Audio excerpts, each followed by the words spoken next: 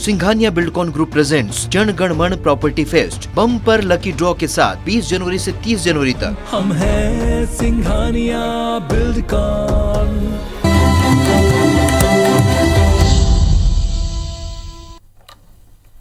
नमस्कार, मैं हूं आकांक्षा और आप देख रहे हैं IBC 24 मध्य प्रदेश से जुड़े हमारे इस खास बुलेटिन में आप सभी का स्वागत है। देखते हैं खबरें विस्तार से। सीएम शिवराज सिंह चौहान कल उत्तराखंड और 1 फरवरी को गोवा के चुनावी दौरे पर रहेंगे। सीएम कल उत्तराखंड जाएंगे, जहां वो दोपहर 2 बजे नैनीताल जिले के हल्द्वानी में उत्तराखंड बीजेपी के चुनाव प्रचार कार्यक्रम की शुरुआत करेंगे। वहीं दोपहर करीब 2:30 बजे लालकुआं विधानसभा में डोर टू डोर प्रचार कार्यक्रम में शामिल होंगे। वहीं 1 फरवरी को सीएम गोवा के चुनावी दौरे पर रहेंगे। यहां वो शाम करीब 4:30 बजे वरना के महलसा मंदिर में दर्शन करेंगे। इसके बाद शाम करीब 4:45 बजे डाबोलिम चुनाव क्षेत्र के चिकालिम पंचायत हॉल में बीजेपी प्रत्याशी मोबिन गोडेनहो के साथ प्रचार करेंगे। वहीं शाम 6:30 बजे काटलिम निर्वाचन क्षेत्र के जुआरी नगर में बीजेपी प्रत्याशी नारायण नायक के साथ जनसभा को संबोधित करेंगे। तो सीएम शिवराज सिंह चौहान उत्तराखंड और गोवा के चुनावी प्रचार में शामिल होने के लिए कल रवाना होने वाले हैं। कल उत्तराखंड दौरे पर रहेंगे सीएम शिवराज सिंह चौहान। उत्तराखंड के नैनीताल में चुनाव प्रचार की शुरुआत वो करेंगे और फिर उसके बाद 1 फरवरी को गोवा में चुनाव प्रचार की कमान संभालेंगे। बीजेपी प्रत्याशियों के पक्ष में माहौल बनाएंगे और इस दौरान डोर टू डोर कैंपेनिंग भी करेंगे सीएम शिवराज सिंह चौहान।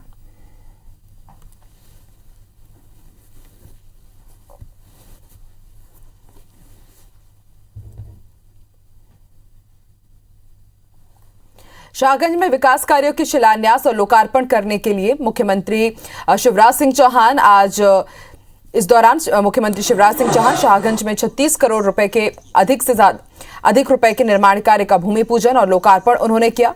इस मौके पर जिले के प्रभारी मंत्री डॉक्टर प्रभुराम चौधरी और सांसद रमाकांत भार्गव भी उनके साथ मौजूद रहे।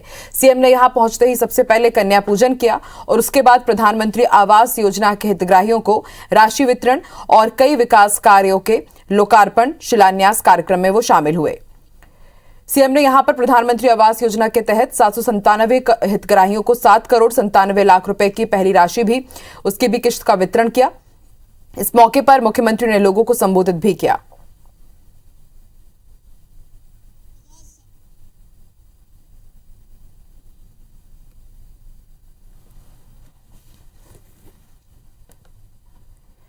मध्य प्रदेश बीजेपी की बूथ विस्तारक योजना को अब 5 फरवरी तक आगे बढ़ा दिया गया है। बीजेपी प्रदेश अध्यक्ष VD शर्मा ने अभियान को आगे बढ़ाने के निर्देश दिए हैं।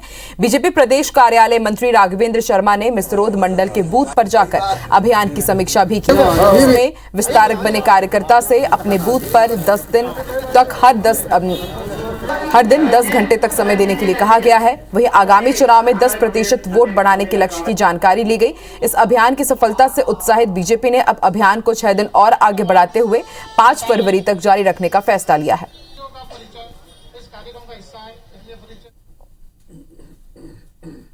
बूथ विस्तारक योजना बहुत, मैं कहूं, अभी तक के कार्यक्रम में सफलता के नाते देखें तो सर्वाधिक सफल कार्यक्रम है।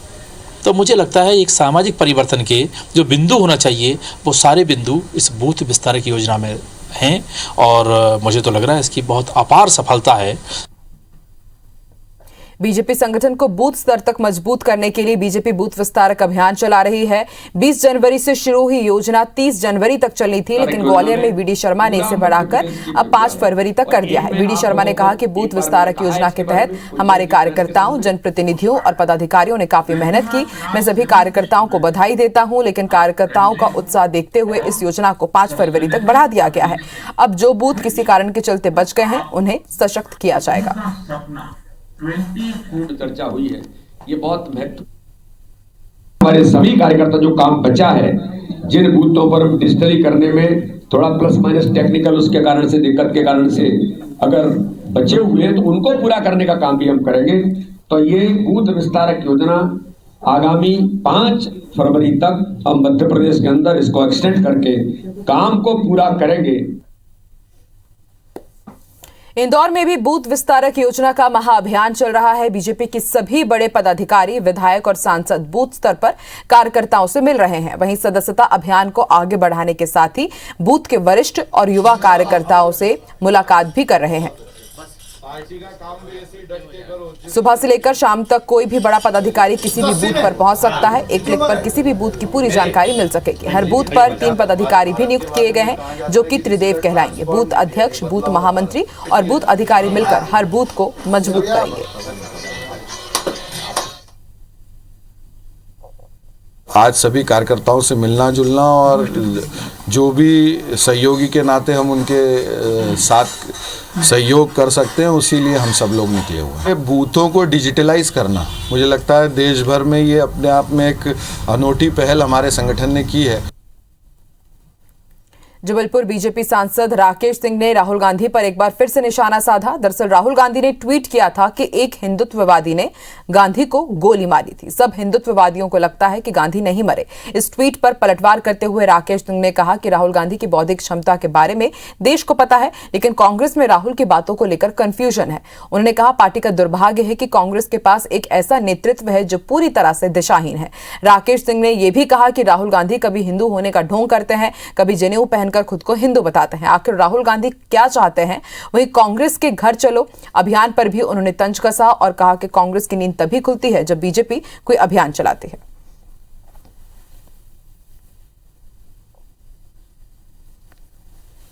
कि राहुल गांधी जी क्या कहना चाहते हैं उसके बारे में सबसे पहले कांग्रेस के लोगों का भ्रम दूर करें। वो किस तरफ खड़े हैं?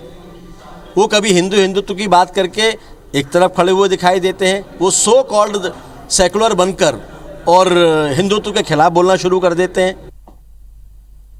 खंडवा पहुंचे पूर्व PCC chief Arun Yadav ration की कालाबाजारी के मामले में प्रदेश सरकार को कटघरे में खड़े करते नजर आए। अरुण यादव ने प्रदेश सरकार पर माफियाओं को संरक्षण देने का आरोप लगाया। उन्होंने कहा कि अगर सरकार की नीयत साफ है तो ऐसे माफियाओं पर कठोर कार्रवाई करनी चाहिए।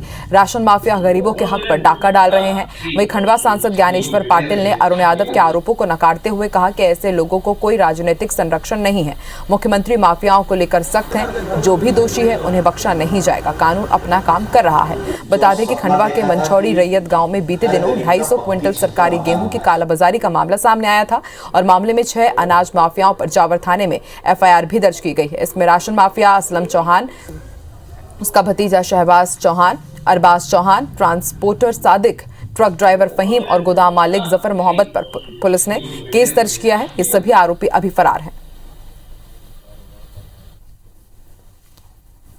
देखिए, ये मैं वही कह रहा हूँ कि पूरा संरक्षण प्राप्त है इस सरकार का उन लोगों को जो माफिया हैं, चाहे वो ज़मीन का माफिया हो, चाहे अनाज का माफिया हो, चाहे अन्य हो। और अगर सरकार की नीयत ठीक है तो सरकार को एक्शन में आना चाहिए। कोई भी माफिया और गरीबों के थाली में जो डाका डालेगा कोई बचेगा नहीं। माननीय मुख्यमंत्री के सख्त निर्देश है और प्रशासन अपनी कार्रवाई उसमें कर रहा है। राजनीति का किसी को संरक्षण नहीं है। माननीय मुख्यमंत्री जी के सख्त निर्देश है कि कोई भी कालाबाजारी करने वाला बख्शा नहीं जाएगा। अपने बयानों के लिए हमेशा विवादों में रहने वाले कृषि मंत्री कमल पटेल ने अब पीसीसी अध्यक्ष कमलनाथ और पूर्व मुख्यमंत्री दिग्विजय सिंह पर निशाना साधा है। कमल पटेल ने कमलनाथ को नाग और दिग्विजय सिंह को सपेरा बताया। जाहिर है कमल पटेल के इस बयान के बाद वो कांग्रेस के निशाने पर आ गए हैं। कांग्रेस नेता नरेंद्र सलूजा ने कमल पटेल को उछल कूद करने वाला बंदर बताया है तो कांग्रेस के सीनियर विधायक पीसी शर्मा ने यह कह दिया कि कमल पटेल है कौन। पीसी शर्मा ने कहा कि कमल पटेल इधर उधर की बातें करते हैं, जबकि उन्हें बताना चाहिए कि कितने किसानों ने खुदकुशी की, खाद की कमी क्यों है और किसानों के कर्ज क्यों माफ नहीं हो रहे हैं। 50 साल तक कांग्रेस आने वाली नहीं। तो वो बंदर की भांति काम करते रहते हैं। कृषि मंत्री हैं, किसान ओलावृष्टि से परेशान है, किसान अतिवृष्टि से परेशान है, किसानों को मुआवजा नहीं मिल रहा है, ध्यान नहीं दे रहे हैं। किसान खाद के संकट से परेशान है, बिजली के संकट से परेशान है, ध्यान नहीं दे रहे हैं, घर में सोए हुए हैं। लेकिन राजनीतिक मुद्दों पे, देश भर के मुद्दों पे बयानबाजी जरूर करते हैं। अगर कृषि मंत्री होता कमल पटेल तो जो अभी ओले गिरे वो हुई उसकी बात करता कि भाई मुआवजा जल्दी मिले। उसने कहा था 72 घंटे में मिलेगा, जो मिला नहीं। आज भी किसान पीड़ित है, उनके ऋण माफ़ होते। जो वहाँ के उनके क्षेत्र के लोग बेरोजगार हैं, घूम रहे हैं, उनका रोजगार की बात करती। डीजल पेट्रोल महंगा हो रहा है, रसोई गैस महिलाओं को 1000 में मिल रही है, ये बात करता। बिजली के बिल कम कराता। भोपाल में आज राष्ट्रपिता महात्मा गांधी की 74वीं पुण्यतिथि पर कांग्रेस हनुमान चालीसा का पाठ करने जा रही है। दरअसल मध्य प्रदेश कांग्रेस की कोशिश सॉफ्ट हिंदुत्व की राह पर चलते हुए बीजेपी को हिंदुत्व कार्ड से घेरने की है और इसी के चलते आज कांग्रेस रात 8 से 9 बजे के बीच राष्ट्रपिता को हनुमान चालीसा के जरिए श्रद्धांजलि देगी। पंडित विजय शंकर मेहता वर्चुअली हनुमान चालीसा का महापाठ कराएंगे। इस महापाठ में पीसीसी चीफ कमलनाथ के साथ महात्मा गांधी को मानने वाले देश विदेश से भी लाखों श्रद्धालु वर्चुअली जुड़ने जा रहे हैं। पंडित विजय शंकर मेहता ने बताया कि महात्मा गांधी राम भक्त थे और हनुमान जी भी राम भक्त थे और दोनों में आचरण में समानताएं भी हैं। इसलिए आज के हनुमान महापाठ के जरिए महात्मा गांधी को सच्ची श्रद्धांजलि दी जाएगी। माना जा रहा है कि चुनाव के पहले एक बार फिर से बीजेपी के हार्डकोर हिंदुत्व के मुकाबले कांग्रेस पार्टी अपने सॉफ्ट हिंदुत्व के एजेंडे को आगे बढ़ाने की कोशिश में है। राष्ट्र के राजनेता पिछले वर्ष उसको हमने शांतम से लाइव किया कार्यक्रम, आयोजन उन्हीं का था। इस वर्ष पुनः कमलनाथ जी ने आग्रह किया कि यह कार्यक्रम किया जाना चाहिए। इस कार्यक्रम में हम हनुमान जी महाराज की लीला को याद करते हैं और गांधी जी के समर्पण को। कई समानताएं हैं दोनों व्यक्तित्व में। अगली खबर ग्वालियर से, जहां हिंदू महासभा ने नाथूराम गोडसे और नारायण आप्टे की याद में शोक स्मृति दिवस आज मनाया। इस मौके पर हिंदू महासभा ने 5 लोगों को गोडसे आप्टे भारत रत्न सम्मान भी दिया। हिंदू महासभा के इस कार्यक्रम पर बीजेपी प्रदेश अध्यक्ष वीडी शर्मा ने कहा कि अभिव्यक्ति की स्वतंत्रता है, कोई कुछ भी कर सकता है, लेकिन रोड पर खड़े होकर कोई किसी को भारत रत्न दे दे तो क्या उसे भारत रत्न मिल जाएगा। उन्होंने कहा कि बीजेपी ने हमेशा गांधी जी का सम्मान किया है, पीएम मोदी ही गांधी के सपने को पूरा कर रहे हैं। अब मैं कहूँ कि मैं इनको भारत रत्न दे रहा हूँ तो क्या इनको भारत रत्न मिल गया क्या? ऐसे कोई रोड पे खड़ा होकर के कहने लग गया कि साहब मैं भारत रत्न हो गया तो हो जा भैया भारत रत्न। कोई देने से दे रहा है तो अब इसके लिए अपन क्या करेंगे? स्वतंत्रता की अभिव्यक्ति है, कोई कुछ भी कर सकता है।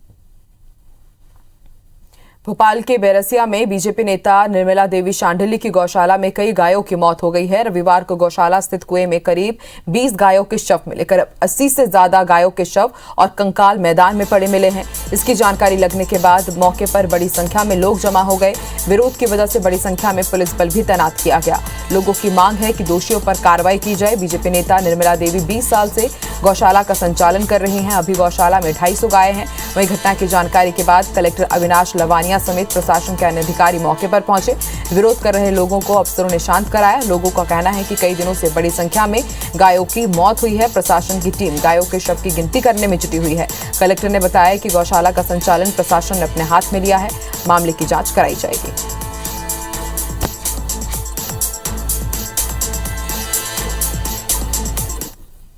निजी गौशाला है, निर्मला शांडिल्य जी द्वारा जो संचालित है, उसका निरीक्षण किया गया।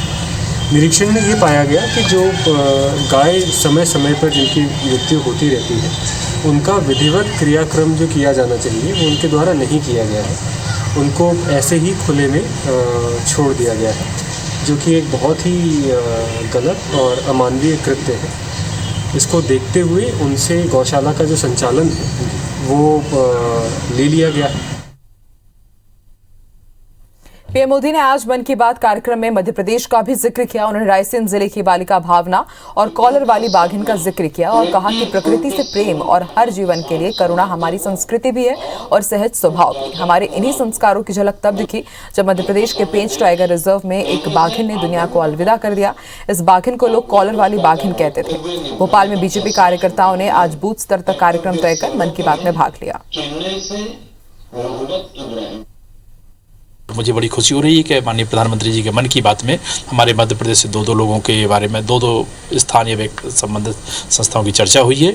हम लोग भी, हमारे वहाँ के स्थानीय कार्यकर्ता तुरंत वहाँ जा कर के और जिस बच्ची का भी पोस्ट कार्ड सेलेक्ट किया उसको और जिस टीम ने बाघिन का अंतिम संस्कार किया है उन सबको सम्मानित भी करेंगे और यह बात जन जन तक पहुँचे, जन जन के मन में संवेदना और भावनाएँ बढ़ें, ये मन की बात का बड़ा उद्देश्य है।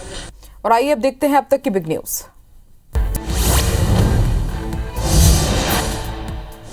कांग्रेस ने पंजाब में अपने उम्मीदवारों की तीसरी लिस्ट जारी कर दी है। इस लिस्ट में पार्टी ने कुल 8 उम्मीदवारों के नामों की घोषणा की है, जिसमें वर्तमान मुख्यमंत्री चरणजीत सिंह चन्नी 2 सीटों पर चुनाव लड़ेंगे। इससे पहले पार्टी ने 15 जनवरी को 86 उम्मीदवारों की लिस्ट की थी, जिसमें वर्तमान सीएम चरणजीत सिंह चन्नी और प्रदेश अध्यक्ष नवजोत सिंह सिद्धू की सीटों का भी ऐलान किया गया था।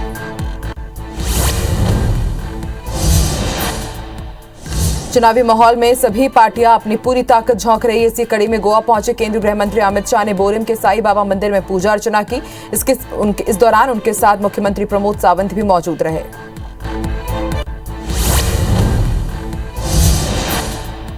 भारतीय जनता पार्टी के दिग्गज नेता इन दिनों पश्चिमी यूपी में प्रचार में जुटे हुए हैं। इसी कड़ी में हाथरस की जनता के बीच बीजेपी के अध्यक्ष जेपी नड्डा वोट मांगने के लिए पहुंचे। जेपी नड्डा ने कहा कि मोदी जी ने करोड़ों मुस्लिम बहनों को 3 तलाक के दंश से आजाद कर दिया है। जब हम संसद में इस पर कानून बना रहे थे तब सपा आंसू बहा रही थी। पेगासस पर न्यूयॉर्क टाइम्स के खुलासे का मामला अब सुप्रीम कोर्ट पहुंच गया है। सुप्रीम कोर्ट के वकील ने अपील की है कि अदालत इस मामले में नए फैक्ट्स के साथ एफआईआर दर्ज करने के आदेश दे ताकि इसकी जांच की जा सके।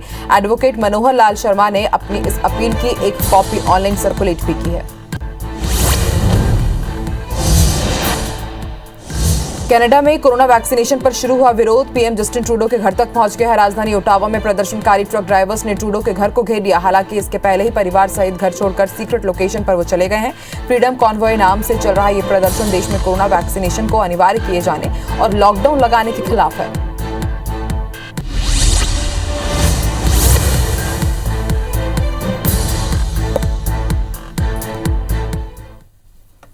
कॉलेज में पढ़ने वाले स्टूडेंट असमंजस में है कब उनकी वार्षिक परीक्षाएं होंगी। वजह जो परीक्षा फॉर्म जनवरी के अंत से भरना शुरू होते थे उनके बारे में अब तक कोई फैसला नहीं होना है। वहीं बरकतुल्ला भोज और हिंदी विश्वविद्यालय के 3,25,000 छात्र हर दिन अपने कॉलेज और यूनिवर्सिटी में पूछ रहे हैं कि हमारी परीक्षाएं आखिर कब होगी। वहीं तीनों ही विश्वविद्यालय से पता चला है कि मई से पहले वार्षिक परीक्षाएं संभव नहीं है। कोविड के कारण ऑफलाइन और ऑनलाइन के बीच मामला अटक गया है।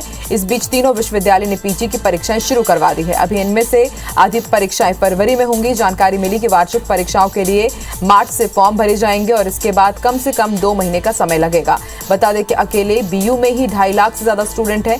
इनमें BA, BCom, BSc, home science, BCA, BCom के स्टूडेंट शामिल हैं। साल 2021 में भी इनके फॉर्म भरने की प्रक्रिया अप्रैल तक चलाई गई थी और परीक्षा मई और जून में कराई गई थी। इसके बाद तय हुआ कि इस साल परीक्षाएं समय पर ही होंगी।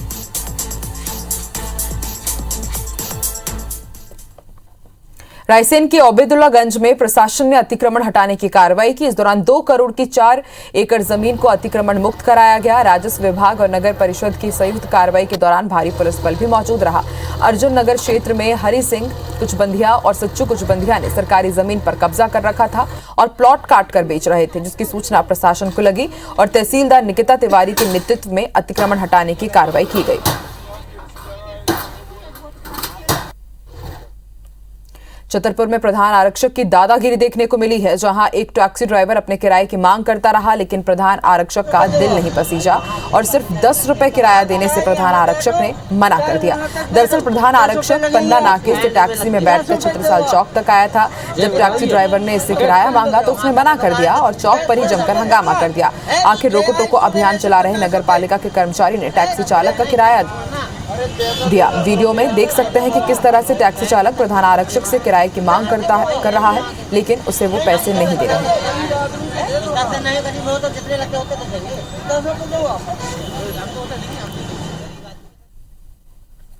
मध्य प्रदेश के बैतूल जिले में शातिर चोरों ने बैंक के एटीएम को अपना निशाना बनाया और करीब 14 लाख रुपए की रकम पर हाथ साफ कर दिया। वारदात बैतूल कोतवाली थाना क्षेत्र के सदर इलाके की है, जहां मुख्य मार्ग के किनारे स्थित कैनरा बैंक परिसर में लगे एटीएम को 3 मास्कधारी शातिर चोरों ने गैस कटर से काटा और फिर करीब 14 लाख रुपए ले उड़े। रात करीब 3 बजे के आसपास की ये वारदात है। इसकी जानकारी वहां से गुजरने वाले राहगीरों ने कोतवाली पुलिस को दी। वारदात सीसीटीवी कैमरे में कैद हुई है, जिसकी मदद से जांच की जा रही है।